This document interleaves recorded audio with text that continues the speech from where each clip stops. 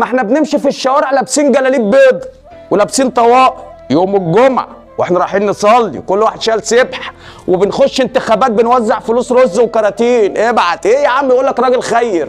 يا اخي بالله عليك، الناس فيها اللي مكفيه، ربنا مديك عشان ترحم العبد اللي زيك، ما تدوسش عليه. انت راجل صاحب عقار، صاحب عماره، عندك دور 2 3 4 5 ايا كان يا عم، ربنا يزيدك. بس الناس اللي عندك بقالهم 11 شهر بيدفعوا لله، مش ليا، لله يا اخي. سيبهم الشهر ده بالله عليك. انت كده كده يا عم خير، واجدع منك مفيش.